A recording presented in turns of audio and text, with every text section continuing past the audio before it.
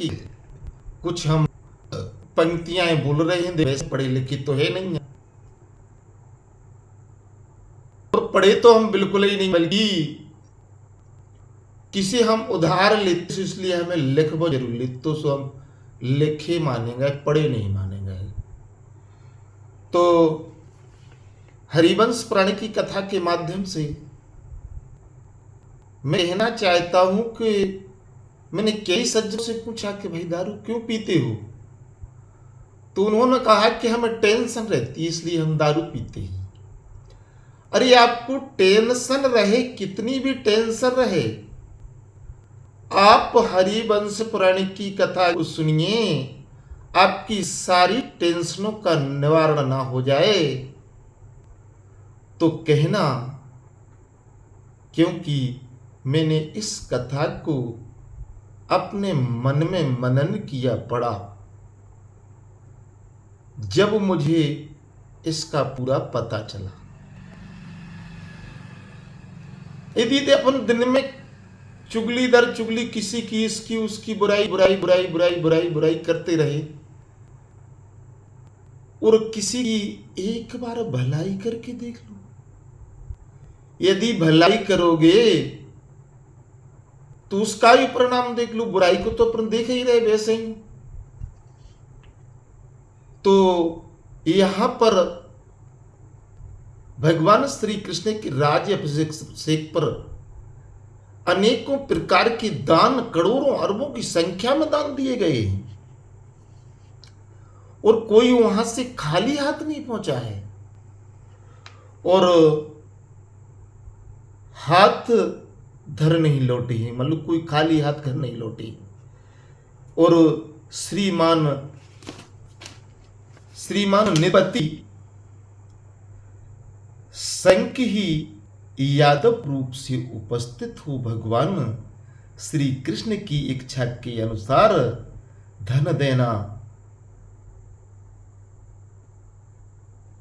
धन देता था, और संपूर्ण देवता इसका अनुमोदन करते थे।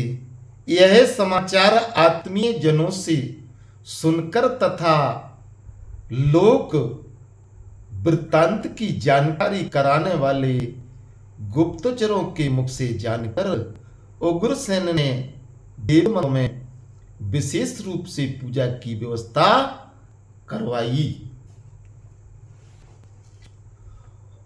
और वासुदेव के भवन के दोनों बगल में तोरण लगे, और सब और नटों के नाच गान होने और बाजे बजने लगी। और राजा उग्रसेन ने कंस राज की सभा को विचित्र वस्त्रों से सुसज्जित तथा ध्वजा पताका एवं मालाओं से अलंकृत कराया, और भोजराज ने सब और भांति भांति की पताकाएं लगाई, और प्रत्येक के फाटक एवं गोपुर को चूने से लिपवाया। इस प्रकार राजेंद्र उग्रसेन ने राजेंद्र श्री कृष्ण के लिए सिंहासन और भवन तैयार करवाया।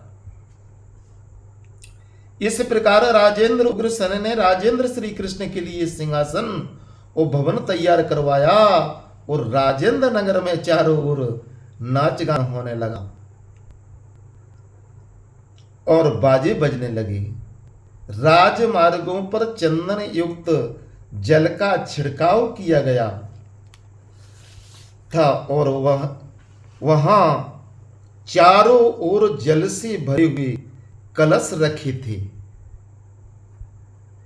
उन कलशों को पताका एवं बंधनों से अलंकृत किया गया था, और राजा उग्रसेन ने भूतल पर पावड़े के रूप में वस्त्र बिछवाए थे, और वहां फूलों की मालाएं रखवा दी थी, तथा सड़कों की दोनों ओर बगल चंदन अंगूर और गुंगल की धूप जलवाई, गूगल की धूप जलवाई, जहां तहां राल और गुड़ जलाई जाती थी। और बूढ़ी स्त्रियां, माताएं समुदाय इस स्थान स्थान पर स्तुति और मंगल गाते गीत गाती थी। उनके साथ ही युवतियां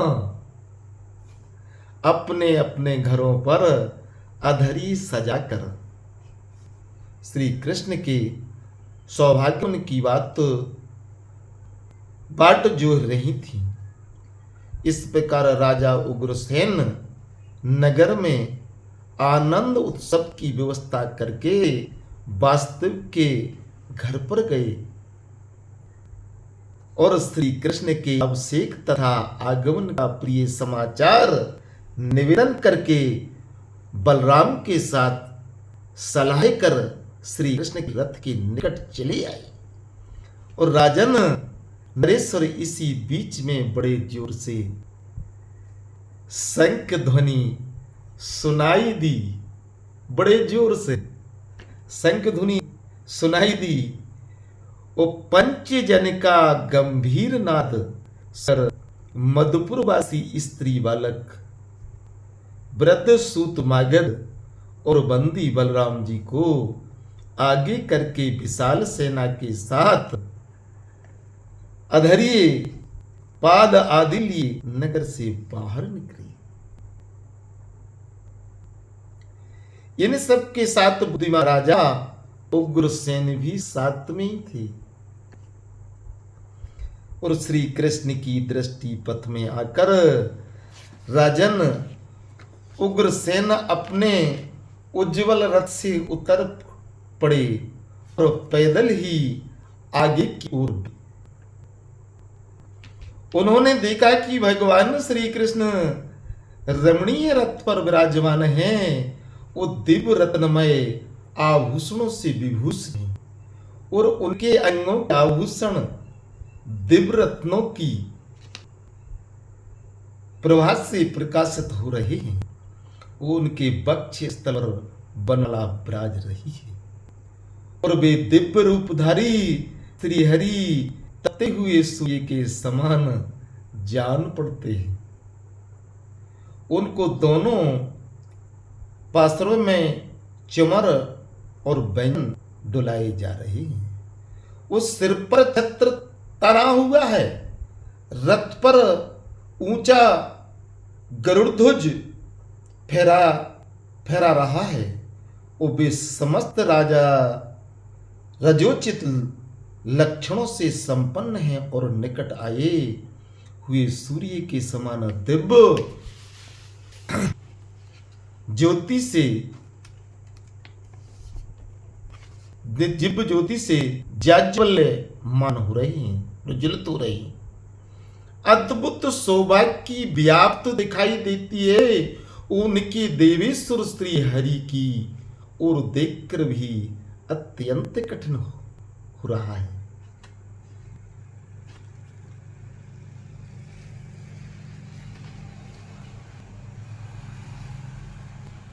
और राजेंद्र, भगवान श्री कृष्ण इस रूप में देखकर राजा उग्रसेन शत्रु हंता कमल नयन बलराम जी से हर्ष गद्यवाणी से बोले। सो क्या बोले?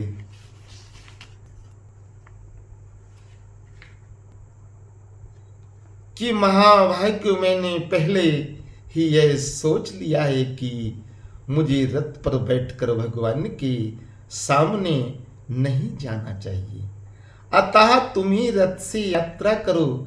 ऐसा कहकर वे रथ से उतर गए और उतरकर वे फिर बोले कि भगवान विष्णु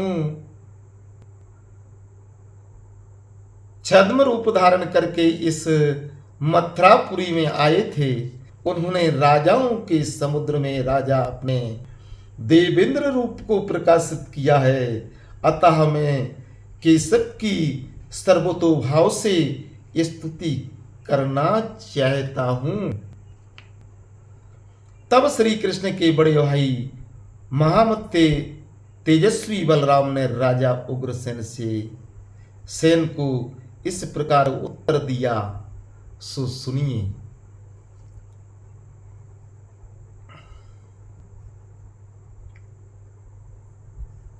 दिया सुनिए। तो नरेश्वर यहां आते हुए देव पर श्री कृष्ण की स्तुति करना आपके लिए उचित नहीं है।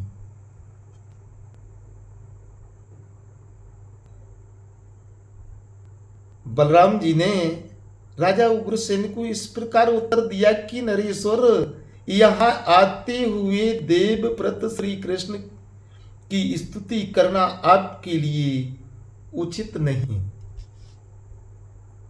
और राजन, आप पर तो श्री कृष्ण बिना स्तुति के ही संतुष्ट हैं,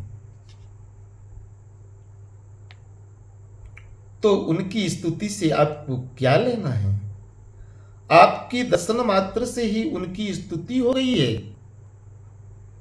राजन, श्री कृष्ण राजेंद्र का पद पाकर आपके घर आ रहे हैं, इसलिए आप महानुषिक दिव्य स्तुतियों द्वारा उनकी स्तुति करें, यह आपके लिए उचित नहीं है। इस तरह बातचीत करते हुए श्री बलराम जी वे दोनों श्री कृष्ण के निकट जा पहुंचे और राजा उग्रसेन को हाथ में अधरी ही लिए खड़ा देख वक्ताओं में श्रेष्ठ श्री कृष्ण, कृष्ण से बड़ा कोई वक्ता नहीं है, उनसे बड़ा कोई कवि नहीं है, अपने उत्तम रथ को ठहराकर उनसे इस प्रकार बोले कि मथुरा पते मैंने जो आपका इसलिए अभिषेक किया था कि आप मथुरा राज्य के स्वामी हो, और उसे आप स्वयं ही मटिया मेट कर रही हो, यह आपके लिए उचित नहीं। और राजन, मैंने आपको अधरीय पद और आचमनीय निवेदन किया है, अतः आप मुझे यह सब वस्तुएं ना दें, यही मेरे मन को भी है।